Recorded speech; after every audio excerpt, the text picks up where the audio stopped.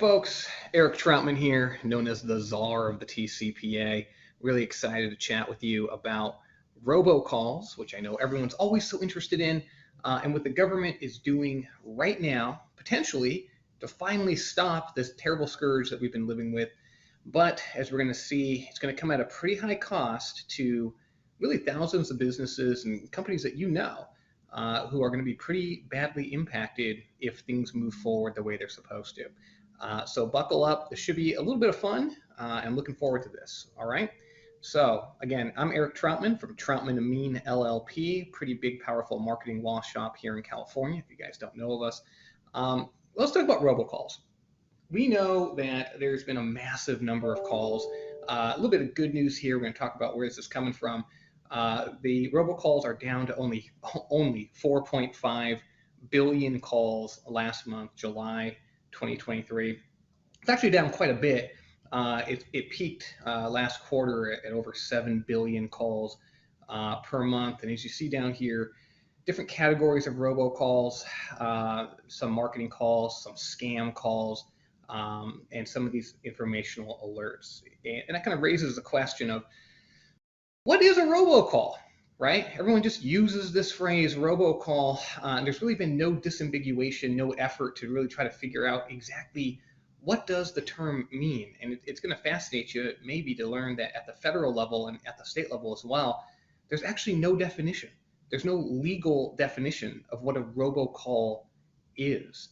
Kind of oddly, I was in federal court not long ago, and the federal judge looks down at me and says, "Counsel, was it a robocall?" And at first I was like, "Well, Your Honor, yes or no, counsel." "Well, Your Honor, yes or no." Very challenging since there's no definition. Eventually I said yes, just to move things forward. But the truth is, what is a robocall from a layperson's perspective is often in the eye of the beholder. Some people will say that only a true pre-recorded call, right, is going to be a robocall. Some folks will tell you that no, a call that uses an artificial voice, even if it's interactive, that's still a robocall. Some people will say even if there's a person on the line, I don't care if it was automatically dialed, that's still a robocall. And then others will go so far as to say that even a text, right, can be a robocall. So people have a different perception of what a robocall is. Now, under the law, again, there's no definition of what a robocall is, but there are different enactments that are out there that are supposed to prevent certain forms of calls. For instance, and we're going to go through all of these in a little bit more detail, but for telemarketing calls, there's a body of law called the Telemarketing Sales Rules. And these are a pretty thick set of regulations found within the Code of Federal Regulations. And these are implemented by the Federal Trade Commission, or the FTC.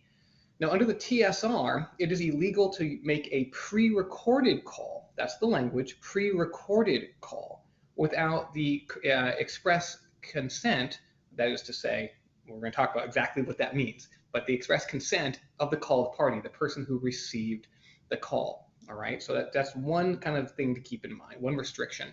Under the TCPA, though, that's the Telephone Consumer Protection Act, that's that thing that I'm the czar of.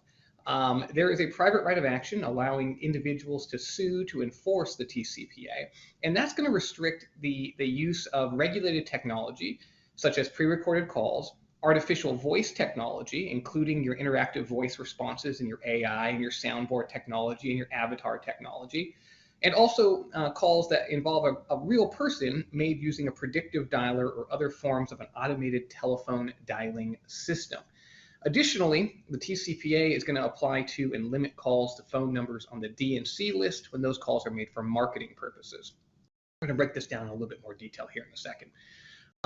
So again, depending on your definition of a robocall, you might be thinking just the pre-recorded marketing calls under the TSR. You might be thinking, hey, I want to talk about, any auto-dialed call that I didn't ask for. That's going to be a robocall. And then in other instances, even text messages, which are also governed by the TCPA, some folks are going to consider those robocalls. And then there's a group of individuals who think, you know what, any call that I don't want, that's a robocall too.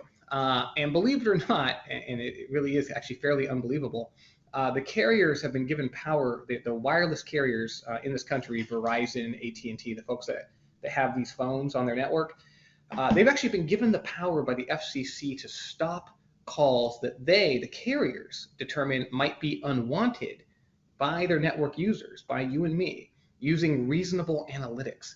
So in other words, right now, your cell phone carrier has the ability to censor your speech, right, to determine who gets through to your phone and who doesn't, based solely on black box formulas of their own creation. It's pretty remarkable. It's amazing, actually, the power that's been given to these carriers. Obviously, it's a form of censorship, an extreme form of censorship in my view, but this is the lengths that the FCC has gone to in order to try to stop robocalls. Now, despite all these ridiculous efforts, nothing's worked, has it? We still get billions and billions of unwanted calls. So what's going on, right? What has been tried and what has failed so badly? So as I've told you before, the TCPA, the Telephone Consumer Protection Act, that is the federal crown jewel response, the federal government crown jewel response to the robocall epidemic. The thinking was, hey, look, we make it illegal to make calls without express consent, right? And we're going to go through this here in a second. And we give people the right to sue, right?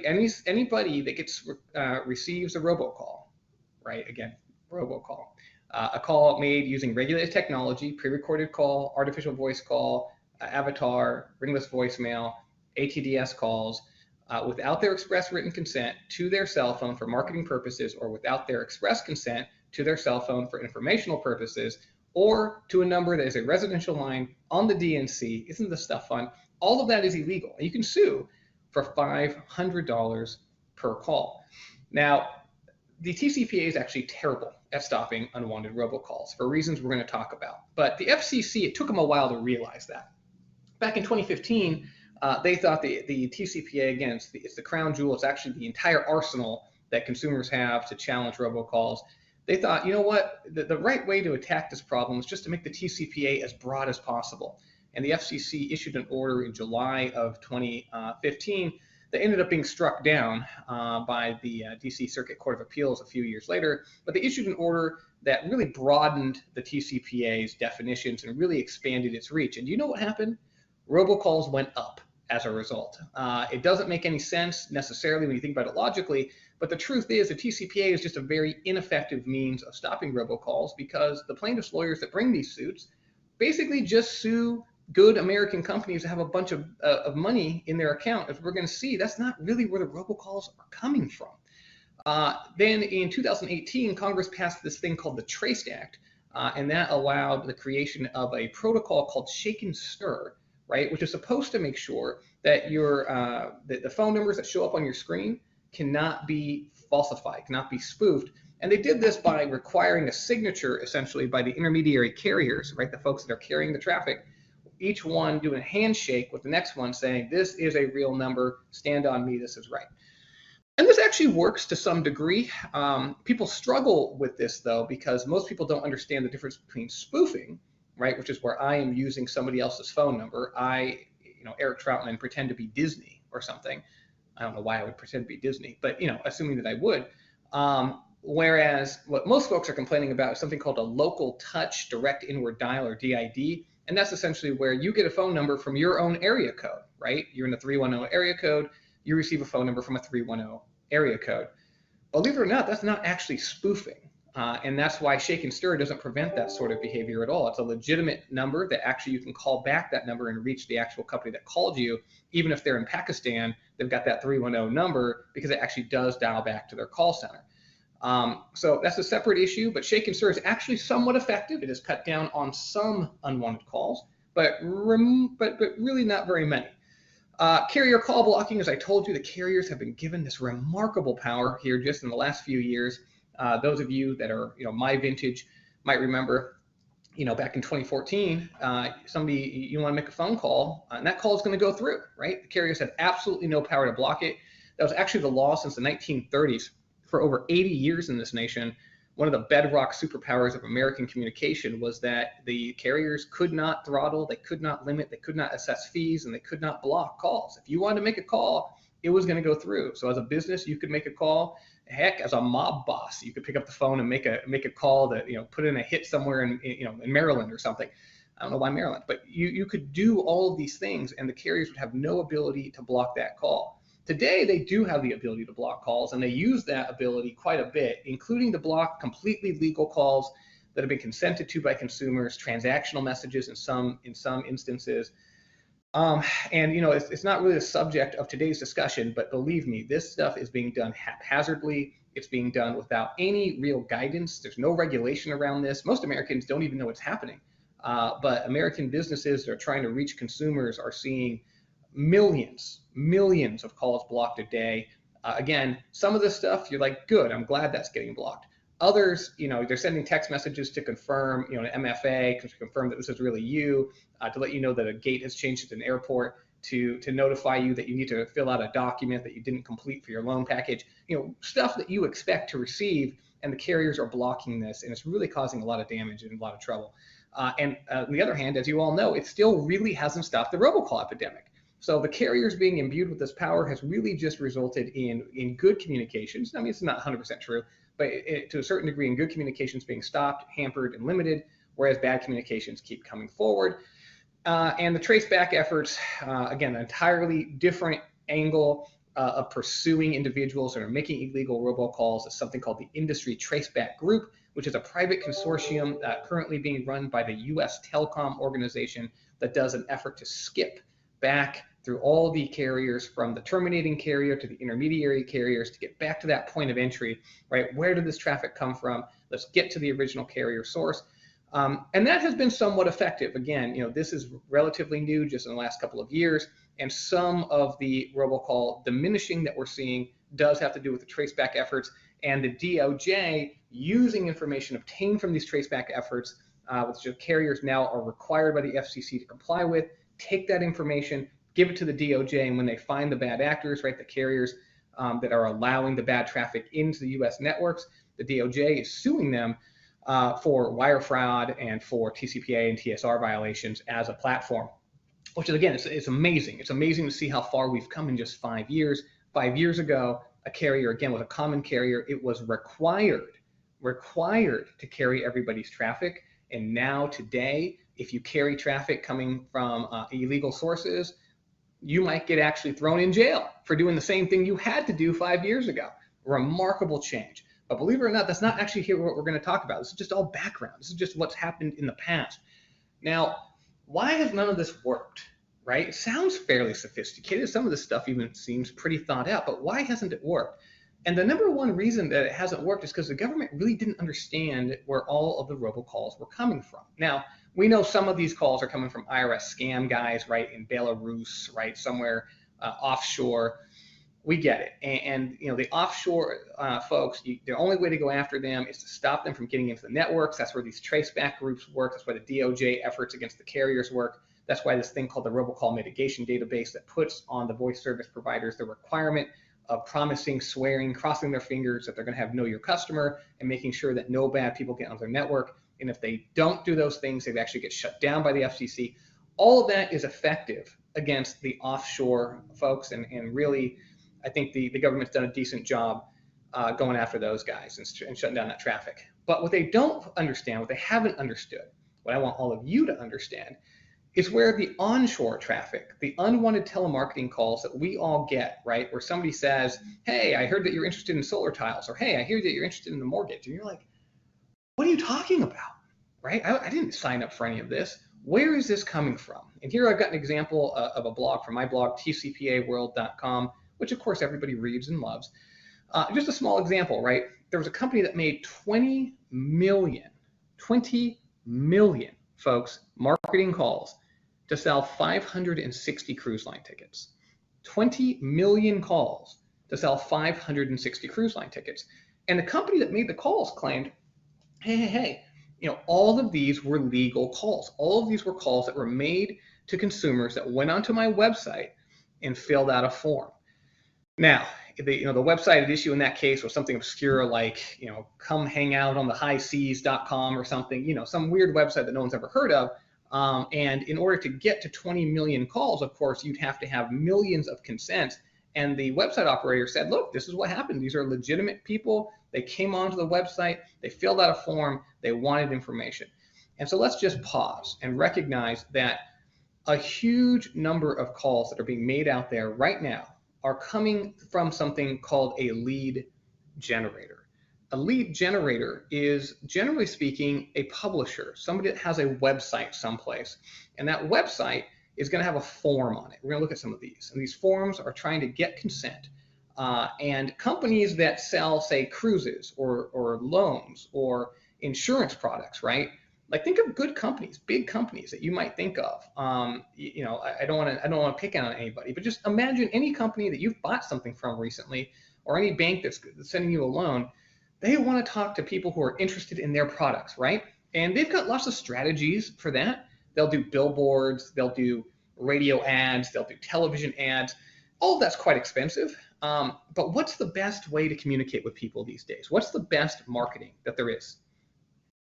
I'm asking this question, waiting for you to answer as if you can possibly answer me.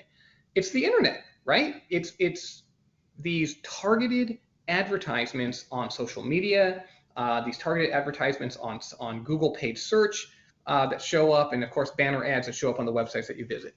That is the very best way to get you to look at these, to get you to be aware of a product these days, or possibly to drive you to take a choice of purchasing a good or a service.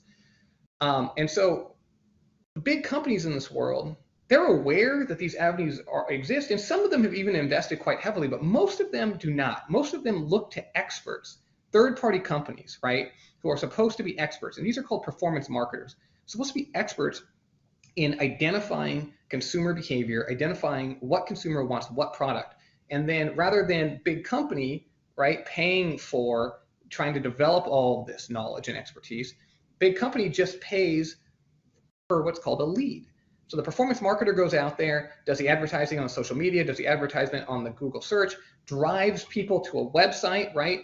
You know, bobsinsurance.com, and there the consumer fills out a form, and the form is sold to the insurance company, to the Geico, to the Allstate of the world, who buys that form because they want to talk to an interested person, and they believe that this performance marketer knows how to get these really interested people online to come into their ecosystem so that they can make, wait for it, outbound calls, right? That's what this is all about.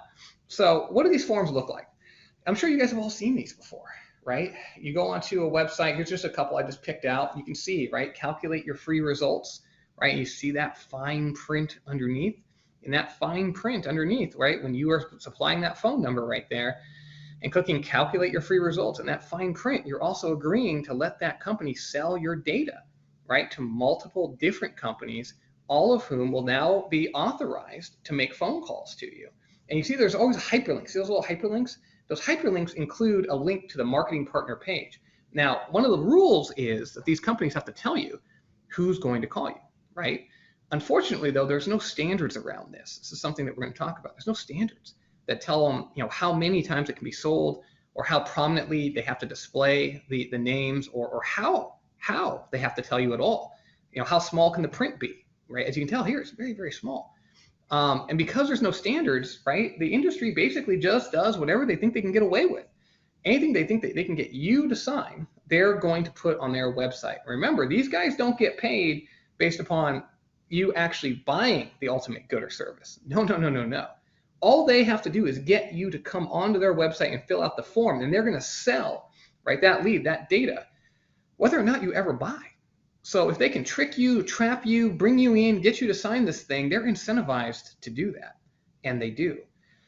And here's another one down here. You see this little fine print here. You can't really see exactly what's going on here, but there's boxes, right? And one of the boxes says, you know, this is one of these websites, right? You go on and they've got information about a property. Are you interested in learning more about this property? Think of a Zillow, think of a Redfin. This is not Zillow or Redfin, but think of those, right? Are you interested in knowing more about the property? Reach out to an agent now to get more information. You see right there is a send agent email button. There's some prompts. There's actually two boxes. One of the boxes says, you know, I'm interested in lending. And it's amazing because if you uncheck the box in the fine print, it says you're still agreeing to let us send your information to a lender even if you've unchecked the box, right? That's how crazy some of these websites are. And then they'll sell that lead to a lender. The lender will call you, and not just to one lender, to 5 or 6 lenders, and maybe even to more. And so kind of backing up and really kind of looking at what the problem really is, right? You're all starting to get a sense like, wait a second, I see where this is going, right? You fill out one of these forms, right? And let's say the form says they're going to send it to 5 companies.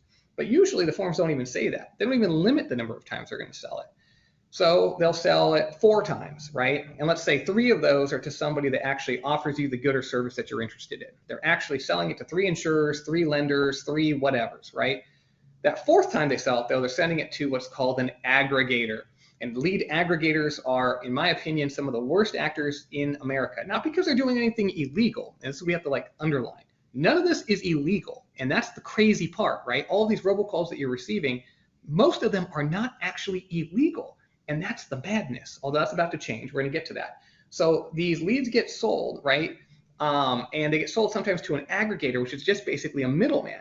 So they'll pay 50 cents for a lead, and then they'll try to use their network to sell that lead to somebody else, right? So if it's an insurance lead, it goes to an aggregator. The aggregator will then try to sell it to their insurance clients, right? Sometimes they can do it, sometimes they can't. Sometimes they'll do it multiple times. They'll sell it to 4 different insurance companies. Then that aggregator, well, guess what they do? They'll sell it to another aggregator, and that other aggregator will do the same thing. And so you've got one company with one lead that gets sold to a bunch of different companies and then sold to aggregators who sell it again to other companies, who sell it again to other aggregators, who sell it again to other companies, who sell it again to other aggregators. Meanwhile, you're going to love this, the original company that got the lead, they still own the lead. And so what do? They wait a week or 2 and they decide, you know what? We need to make a little bit more money off this lead. So then they start selling it again. And they might then take another break and then wait 90 days and then sell it again. They might wait 2 years and then sell it again. Meanwhile, the customer is getting phone calls every single time this lead gets sold, right? And what are they doing? Maybe they're saying, stop calling me. But who are they talking to? They're talking to the insurance company that's 3 steps removed from where the lead is coming from. So when they tell the insurance company stop calling, the insurance company has the obligation to stop calls, but they don't have the obligation. In fact, they are prohibited by federal law from telling anybody else in the chain about the DNC. So what does that mean? It means everybody else keeps selling even as that one individual stops. And that means that the consumer, in order to prevent calls that arose from one website submission, might have to tell hundreds of companies to stop calling them. That's a problem. And that is where most of the robocall problems that are domestic are coming from. Companies are buying leads, paying good money to talk to real people who they think are interested in their services, but the lead seller has sold this lead so many times, it's basically useless, and the consumer who's receiving the calls at this point is pulling their hair out thinking, I wish I'd never submitted that lead, right? And that is where we find ourselves today. Now, there's one other problem, is as if all of that wasn't bad enough, up to 45% of leads are fraud, meaning that these already shady characters, right? You can already tell these website operators are already kind of bending the rules. Well, some of them are apparently just flat out breaking the rules. In other words, when you go to that website, when a lead buyer buys a lead, they're not even actually buying a lead from somebody that actually went onto the website and filled out the form. They're actually buying, unbeknownst to them, many times these lead suppliers, these publishers will just use bots. They'll just use bots to fill out the form. They'll buy data from someplace else, right? Your data is available in the market, I guarantee it, right? Because you sign the privacy policies on Amazon or Google or Apple or all these big companies that take your data, monetize it, and sell it into the gray black market, and even into the white market, to be honest with you, the white data market. You can buy millions of records of data for pennies, for nothing, right? And if you are a bad actor, you can then take that data, it's real people, you take your bot and you fill it out on an online form, and then you sell it, right? And you might have bought it for 10 cents a record, and you can easily sell it for 50 cents a record using your bot, right, to fill out forms, none of which are real. That's fraud, by the way. Obviously, that is illegal, but that doesn't stop people from behaving in fraud. All right, so I've given you the background as to where the robocalls are coming from, what the problem is. And I've also suggested to you that none of this is illegal, except for the fraud. The fraud's definitely illegal. But the practice of getting people to go onto a website, fill out a form, and then selling that form, that has not historically been illegal. But that's about to change, potentially. It's about to change. And hopefully all of you are applauding this, but I'm going to suggest that maybe the change is going to go too far. But we're going to talk about that. There's 2 proceedings that are ongoing right now. One of them is the FTC, Federal Trade Commission's telemarketing sweep, which we're going to talk about. And the other one is the FCC, the Federal Communications Commission's NPRM, that's a Notice of Proposed Rulemaking, where they are looking to interpret the phrase express consent, express written consent, under the TCPA. Now, these two proceedings combined are going to have a massive impact on all of really e-commerce in this country. And really very few people are paying attention to this, and it's going to have massive implications, massive waves. And it's one of these things that, something's going to happen and then no one's going to realize it happened until after it happened, and then there's going to be this huge outcry like, oh my God, how could this have happened? And those of us that are like niche practitioners like me that have been talking about it for years are going to be like, guys, like, come on, this was easy to see coming, but nobody saw it coming. Whatever. Anyway, you are going to get to see it coming. And this will be very exciting for you, because like a year from now, you'll be like, oh, I attended the CLE and I knew this was happening. I know all about it. So let's break this down. Telemarketing sales rules, I told you about this before. Here's what it actually says. According to the telemarketing sales rules, again, this applies to basically every telemarketing call in this country. It is regulated by the FTC, Federal Trade Commission. You cannot sue directly for a TSR violation unless you have suffered $50,000 in damages. Very few lawsuits. But the FTC brings these lawsuits now. It didn't before, it does now. We'll talk about this. All right, it is illegal to initiate any outbound call that delivers a pre-recorded message, against this for marketing, unless in any such call to induce the purchase of any good or service, the seller, right, not the caller, the seller has obtained from the recipient of the call an express agreement in writing that the seller obtained only after clear and conspicuous disclosure that the purpose of the agreement is to authorize the seller to place pre-recorded calls, and the seller obtained without requiring directly or indirectly that the agreement be executed as a condition of purchasing any good or service, and that the consumer has evidenced a willingness to receive pre-recorded calls from a specific seller. Okay, so you heard that word seller like 4 times, right? It's like, what's the difference between seller and seller? Anyway, seller. So most courts have interpreted this to mean, yes, the seller has to be identified in the form, but as you saw that word, like obtained by the seller, right? Most courts have said that means that a consumer can provide their consent through an intermediary, right? Through a lendingtree.com. I'm going to pick on somebody, lendingtree.com or Zillow.com.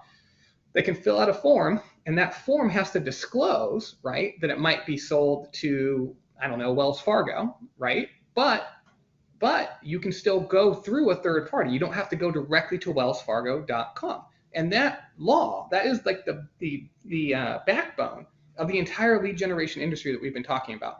Tens and tens of thousands of companies, believe it, tens of thousands of companies and billions of dollars in revenue, including for publicly traded companies, turns on the ability to have a website where you're providing, generally speaking, free information, valuable information to a consumer, and allows and enables comparison shopping. Again, think of lendingtree.com, between several different companies that have different offers. But all of that turns on the ability to monetize that lead. In order to monetize that lead, you have to be able to transfer it. You have to be able to sell it, right? And that has been the backbone. That's what everybody in the industry does, and that's how the law hasn't been interpreted until just literally 2 weeks ago, 3 weeks ago. And that's what brings the Federal Bar Association to me, is I did a blog noting that the FTC just completely changed its position and has decided now, for the first time ever, you can't sell consent. You can't sell it. And what's remarkable is that the FTC did not do this through a formal rulemaking proceeding. You're going to love this. They did it, as is the way in 2023, via social media. They went onto their LinkedIn page and they said, guess what? You can't sell leads. If you're buying leads for the purpose of making a pre-recorded call for marketing purposes, that is illegal now. They did that via LinkedIn. Now, obviously, any of you that are even vaguely familiar with agency action are thinking to yourself, well, that is a violation of the APA. Well, yes, of course it is. But what the FTC, is saying is, no. We're doing this as a matter of declaring what we believe the law already to be. Now, I showed you a few minutes ago what the law actually says, right? And there's nothing in there that says it has to go directly to one seller. Sure, the seller has to be named, the seller has to be identified, the consumer has to have an agreement with the seller, but that doesn't mean that you can't have a third party, an agent or otherwise, obtaining that agreement with that consumer for that seller. And that's, again, the way the law has been interpreted. But the FTC is now saying, no, I disagree. You can't do that anymore.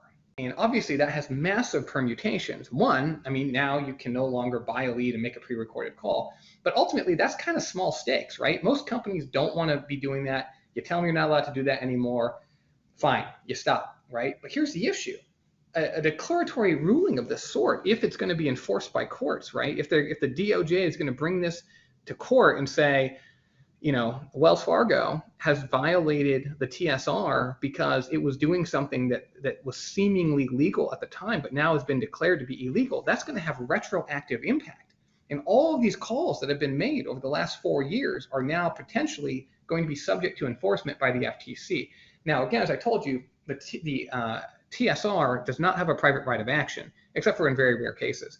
So, Bob and Joe on the street and hungry plaintiff's lawyer Shark can't go and sue Wells Fargo for calls they've made 4 years ago, but the FTC technically could right now, and that's pretty alarming. Now, if I was the counsel, opposing the FTC's action, I would of course say this is unconstitutional, violation of due process, violation of the APA, and also knock it off.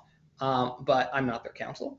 But the fact that this has now been enabled, that this is something that the commission might actually do, really quite fascinating, really quite fascinating. So from a certain perspective, that hammer has already been dropped, right? The FTC has started what they're calling a telemarketing sweep. They're going after companies that they believe have violated the TSR by, amongst other things, making calls using pre-recorded voices to purchase leads. Again, things that were not illegal seemingly 3 weeks ago are illegal now. And the DOJ is pursuing these actions with vigor, and people are entering into consent decrees. People are losing millions of dollars. They're losing their ability to continue to be in the marketing business, all on changed theory that has now led to this telemarketing sweep. And I should emphasize that although the TSR has been on the books forever, the FTC has never taken this position in a lawsuit until, again, just about 3 or 4 weeks ago.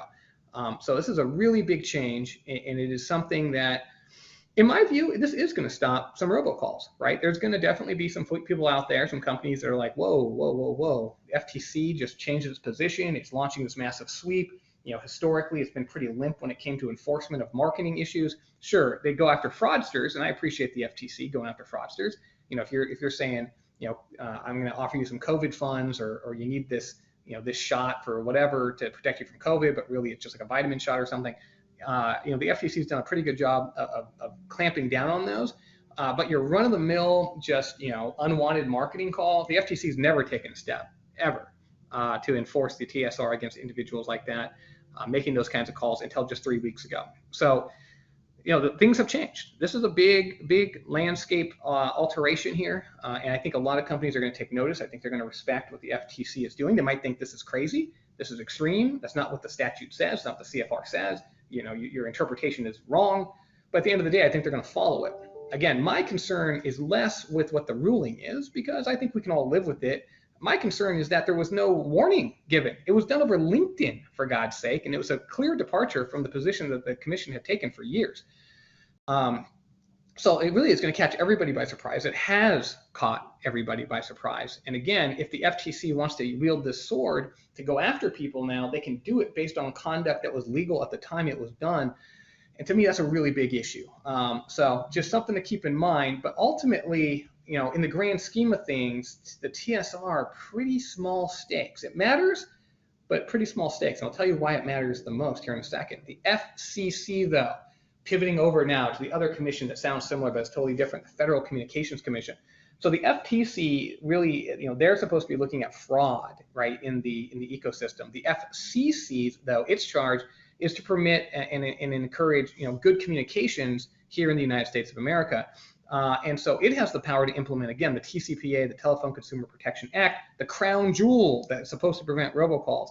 The FCC now has this NPRM with its focus on closing the lead generation loophole. That's a quote. They want to close the lead generation loophole.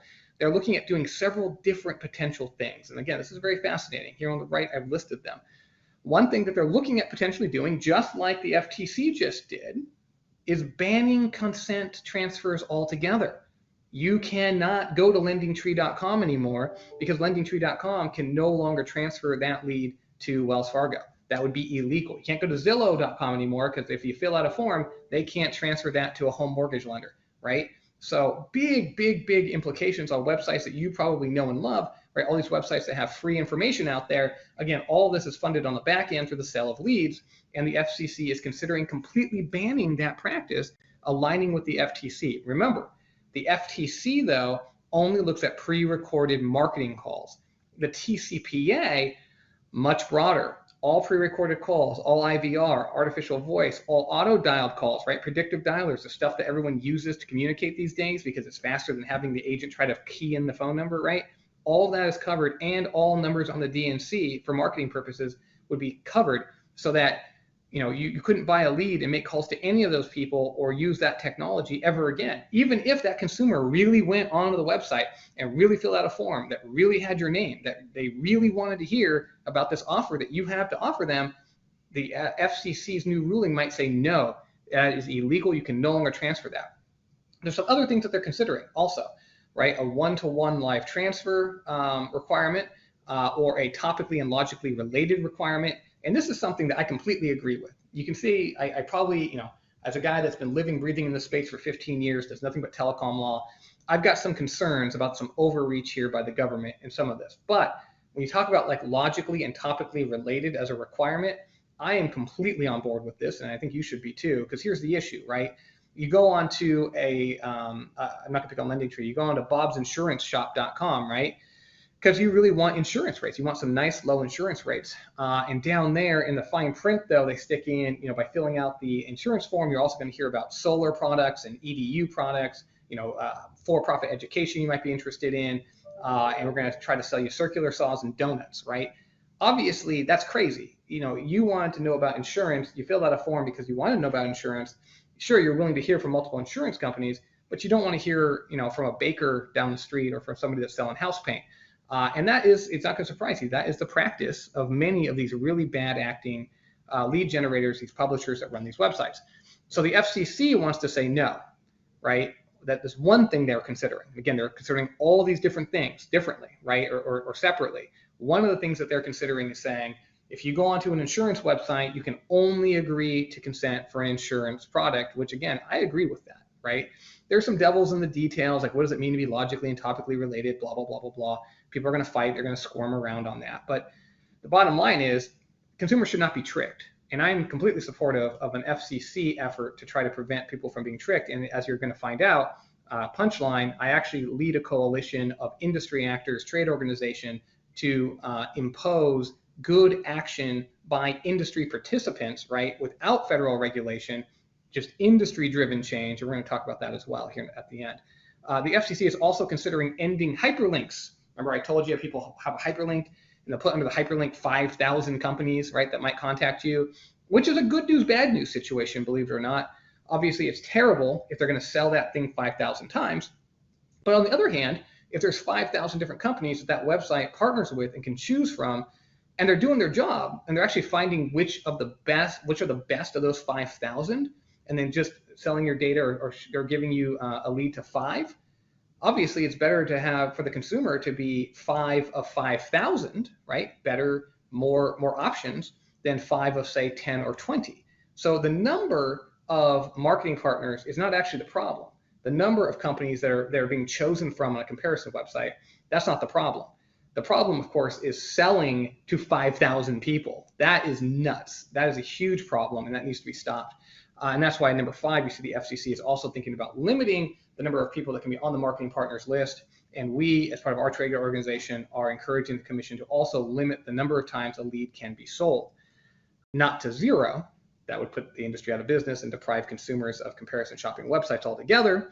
I think that would be a mistake. But to something like 2, 3, 4, or 5, as opposed to 5,000, right? So as you're detecting here, the government's onto something. They have found the root of the problem, what I believe to be the root of most of the robocall problem in this country, but they are coming at it, as the government sometimes will, with a chainsaw, right? And they're just going to chop it off, when I'm suggesting, and I've suggested to the commission as well, that maybe there's some finer place that we can go here, someplace maybe in between. But what does the TCPA actually say? So again, we've got 2 different laws now. The prior written express consent definition.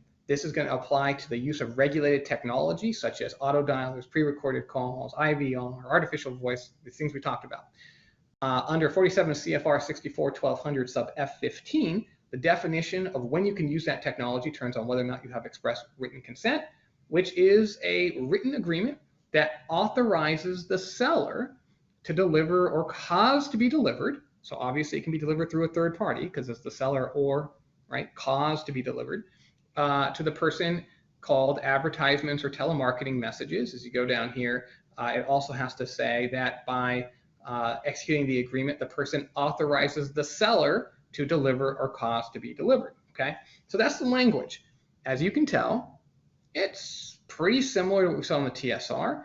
And I think to most people's eyes, most lawyers and most of you are attorneys who are reading this, you're going to say, okay, the agreement has to say that the seller is going to make the calls, but nowhere in there does it say the agreement has to be only with the seller. There can't be third parties. Common law rules of agency don't apply here, right? None of that language is there, obviously.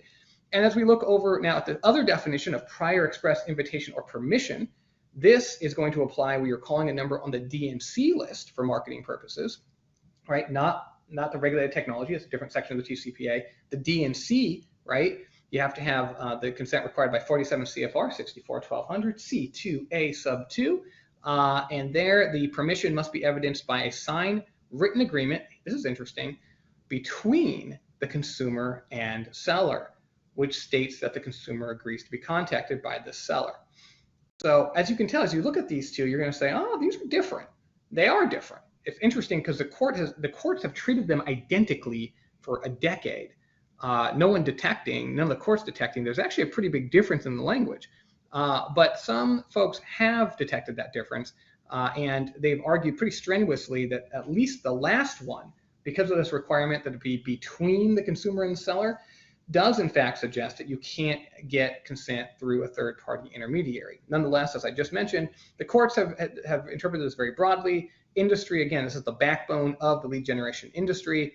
This language is what has permitted consumers to go on comparison shopping websites, provide information, and it's what has allowed the lead sellers to sell leads and direct consumer marketers to purchase leads, right? Think of your local insurance broker for State Farm, the local State Farm guy, right? Independent broker.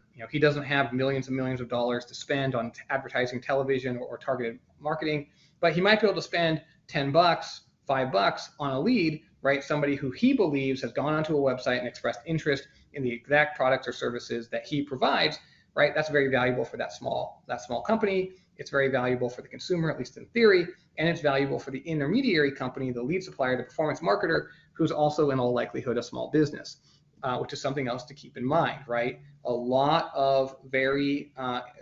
There's a lot of small businesses here that are being impacted by these decisions, right? That mom and pop State Farm guy, he's going to lose, if the lead generation world goes away, he's going to lose a very, very important way that he gets leads, that he can communicate with people that might be interested in his product in upstate Albany, New York, let's say, right? Or if you're in Albuquerque, New Mexico, or you're in small town Kentucky, you need some way to get people to your door. And same thing for a consumer in those markets. You need to find somebody, right? And these lead generation websites are a great way, or they have been a great way to do it. But very powerful interests, as you can imagine, right? A lot of people don't like robocalls, and a couple of special interest groups have figured out, maybe thanks to my blog, I don't know, I'm not sure I'm going to take credit for this, but maybe I should, that if we shut down the lead generation industry, again, that is going to prevent robocalls. And if you're just kind of closing your eyes to the impact on society, the impact on consumers and on small businesses, you might think, yeah, you know what? This is great. Anything to stop robocalls, man. Let's just shut the whole thing down. Let's shutter 100,000 businesses, throw a bunch of people on the street, and make them figure out their lives. I mean, maybe that's all worthwhile because we want to stop robocalls. And that's a position that's being taken by public knowledge and by something called the National Consumer Law Center. And again, these are special interest groups. They're very powerful in Washington. They're leftist-leaning groups, as you would expect. In fact, Public Knowledge was founded by someone named Gigi Sohn. Those of you really in the know will recognize that name as President Biden's nominee to be the 5th commissioner at the FCC, right? That's how dialed in Public Knowledge is with the commission, is with this administration. These people are very well connected. They're very powerful. And it's these organizations that are asking the commission to, in fact, basically kill the lead generation industry, say that you can no longer sell consent. My organization, REACH, has spoken out against that, but 28 attorneys general in May of 2023 came to bat with the FCC and said, yes, we agree, shut down the lead generation industry. Do not allow the sale of leads anymore.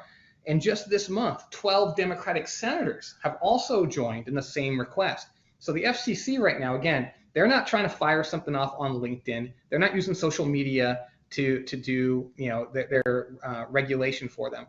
The FCC is a thoughtful, in my opinion, very professional organization that has done a notice of proposed rulemaking, trying to follow the APA requirements, trying to do things the right way. And I respect the special interest groups and the AGs and the senators who are weighing in, using their voice on the process. But the point here is the FCC is under tremendous pressure right now to align with the FTC and basically say consent can no longer be transferred. I'm telling you, if that happens, it'll be very transformative.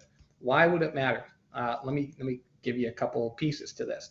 First, again, you have to understand the TCPA, the Telephone Consumer Protection Act, which does enable private rights of action, $500 per violation with a 4-year statute of limitations and class actions enabled. It is the #1 golden goose for the plaintiff's lawyer. More millionaire plaintiff's lawyers have been made under the TCPA than under any other federal statute. There's an extremely sophisticated bar that brings these cases on the plaintiff's side. They pay ridiculous money. You guys think that big law lawyers make a lot of money? No, they make pennies. Pennies. The associates make pennies compared to what you can make at a Berger and Fisher. One of these one of these law firms that specializes in bringing TCPA class actions and class actions of this sort, they pay $500,000 bonuses. These law firms are incredible. They hire incredible talent. And they're incredibly dangerous. And that's because there is so much money involved here. And when you're talking about $500 per call, and you're talking about looking at the number of calls that have been made in reliance on the law as it was, and you think to yourself, what the FCC is being asked to do, what the 28 state AGs have literally expressly asked, is for the FCC to declare, right, to find that it's always been illegal to sell leads, right? That's the AG's position. Sure, the industry's been doing this. Sure, the industry has sold millions of leads a day for a decade. But according to the AGs now, to the FCC, that's always been illegal. And if that's always been illegal, then all of these calls made by your Wells Fargos, right, who believed that these were real leads from real people, it's filled out a form, and this form was valid under the law, now retroactively that's no longer true.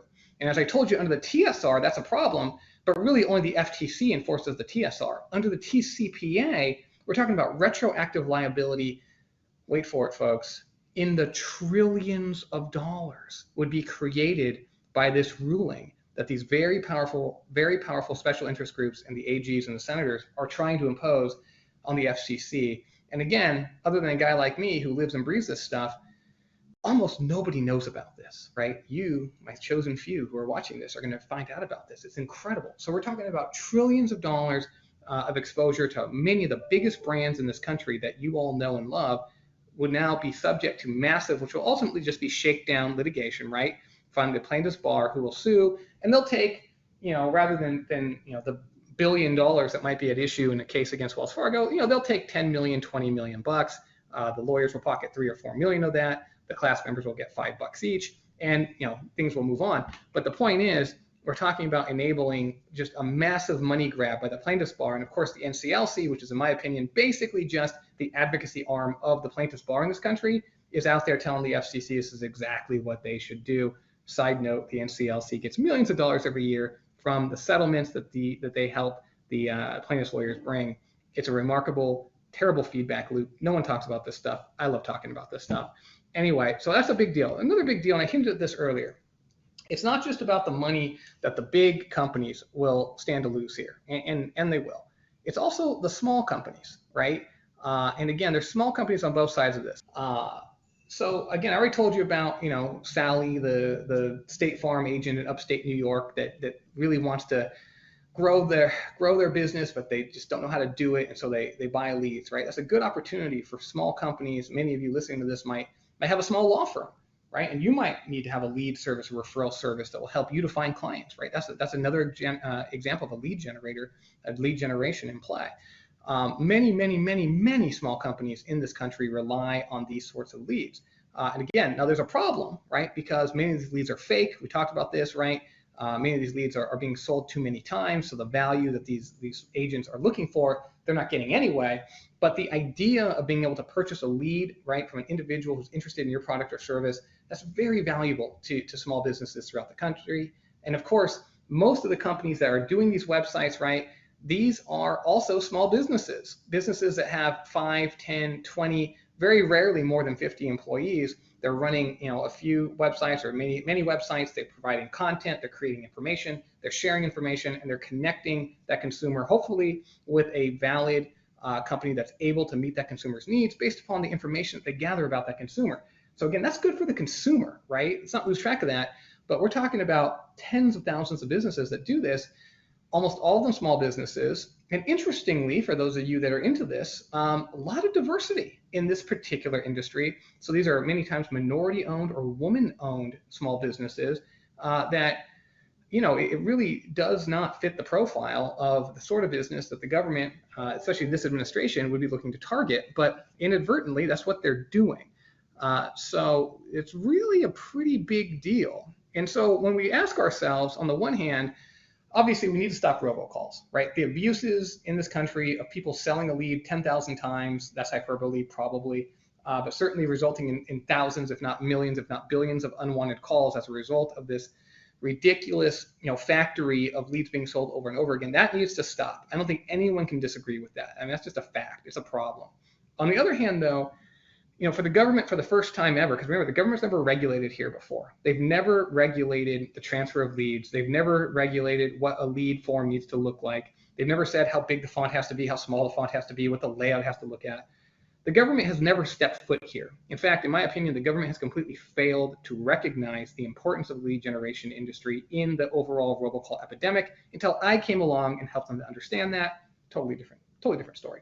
But in truth, right, the government is very late to the party. And they finally show up, and their solution is just to cut the whole thing off and shut it down without really thinking about what's going to happen if they do that. Now, the FCC, I'll give them credit. The FCC is trying to think about it. They're building a record. They're weighing everything. But many forces in this country are not thinking about the repercussions at all. And in my opinion, shutting down the entire lead generation industry, putting tens of thousands of people out of work, and taking away the ability of small businesses to get leads in this country, that's not smart. Right? That's not smart. If there's look, if you have to choose one of the two, right, and that's the false dilemma that's being presented. If you have to choose one of the two, I get it. Most people will be like, look, this sucks, but robocalls have to end, so throw them out. And we lose some good with the bad, but whatever, we got rid of robocalls. I get it. But my point is that there is a middle ground, right? It doesn't have to be one of these two extremes. There is a middle ground. And there's an organization called Responsible Enterprises Against Consumer Harassment, which I just might happen to be the president of. And I formed this organization before any of this came down because I personally realized that the lead generation industry is a problem. Now, many of my clients are big companies that will buy leads, right? And of course, when they buy a lead, they want a legitimate, real lead. They don't want to pay for fraud. They don't want to pay for a tricked consumer. They want to pay for somebody who really is interested right now in a loan, right now in getting car insurance, right? That's what they're paying for. And when the lead generation industry is lying, cheating, and stealing, they're not just hurting the American public, they're hurting my clients who are paying good money for bad leads. And so Reach is an organization of lead buyers, groups that pay money for leads who are going to say, you know what? We're tired of this. We're done with all the tricks. We're done with all the fraud. You, lead seller, we're not going to buy from you unless you use fraud detection, unless you limit the number of times you're going to sell the lead, unless you have a transparent form where the consumer really knows for real that they're going to receive phone calls and the companies that they're going to receive phone calls for. The entire concept is that anytime a consumer receives a call now from a marketer or from a seller, they are expecting that call and they want that call, right? So through the work of this organization, I hope to be able to stop unwanted calls. In fact, we're trying to stop between 500 million and 1 billion unwanted robocalls a month. You're welcome, everybody.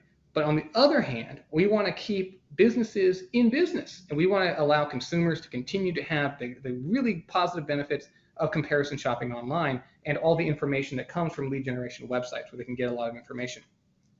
So I believe all this can be achieved through these REACH standards. I encourage you to look into this at reachmbc.com if you're interested. But anyway, so that's the lay of the land, folks. That's where we are. The government has finally, it seems to me, again, maybe with or without my help, determined where most of the domestic unwanted robocalls are coming from. They have found the lead generation loophole. They are looking to close it. Unfortunately, they're looking to just chop it off completely as opposed to being a little bit more thoughtful, which I would encourage them to do. All right, so we've got a couple of minutes. Can you provide any number or method which an individual can use to reduce or block robocalls? Well, look, there's a lot of apps out there. Umail is a good app that a lot of people use, and that will help them to stop calls once they're made. But the best way that you can avoid unwanted domestic robocalls, as I told you, is don't go online and fill out forms, right? Now, look, in the future, I hope, post-NPRM, it'll be safe for you to do that. Today, the truth is, with very few exceptions, it's just not safe for consumers to go onto a website and fill out their name, address, and phone number and click send, because these things are going to get sold so many times without limit. And there's really there's no regulation here, right? There's nothing that prevents that lead seller from selling that lead into perpetuity. So if you just understand, if you do that, you're going to get a lot of calls. And also, it's important for folks to know that when you get all these calls, again, most of these are not illegal. At least, depending on whose version of the law you're looking at these days. I got one other question. Do banks need to obtain written consent when the robocalls they are making are not marketing but are notice of potential fraud? They do not. So somebody making an informational call to an existing customer does not need express written consent. They only need express consent. And in some instances, such as the fraud notifications that you're asking about, sir, consent is going to be presumed.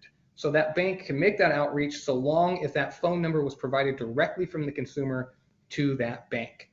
All right.